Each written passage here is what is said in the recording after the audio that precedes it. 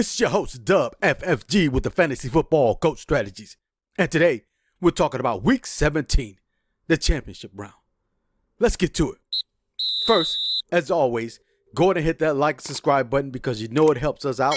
You know it helps us build our channel so we can continue to bring you good inside information. Let's go. Now first, let's recap Week 16. In Week 16, we had 12 picks. We had 8 of those correct. That gave us a 67% success rate. That's up 17% from the previous week. Again, you know we always want to be above 70, but we're 3% behind, but we'll get to it. Let's go. Week 17. Again, this is the championship round. So expect close games.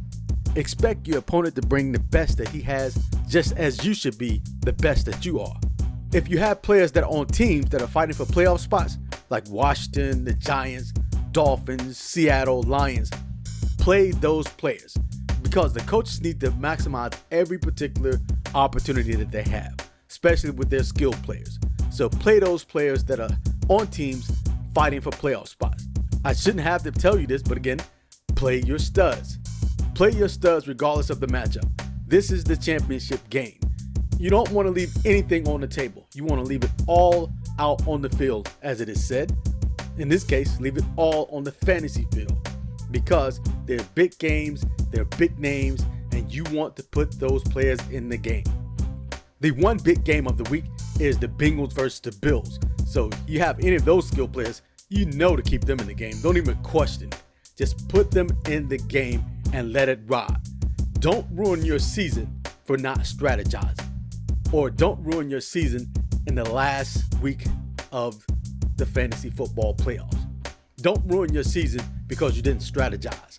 Don't ruin your season because you fought this whole time and now you want to overthink and overadjust. No. Play. Play your studs. Play your people that are hot. Play the people, the players that are on teams that are fighting for playoff spots. You shouldn't go wrong. When I say you shouldn't go wrong, that doesn't necessarily mean you're going to win, but that means you left it all on the table. You put it all on the table. You left it all on the field.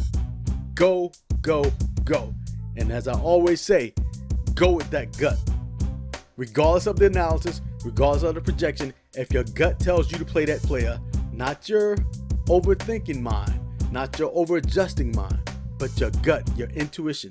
If it tells you to play a certain player, play him. Play him regardless, because again, you don't want to go back and second guess yourself. Well, I should have did this and should have did that. No, play your player. As I always give the analysis about the championship game, that is like a bodybuilder getting ready for his competition on a Saturday, or a fighter getting ready for their fight on Saturday night. They've done all the preparation, done all the training to get to that particular point. So what you want to do is peak on that day. Peak on that week.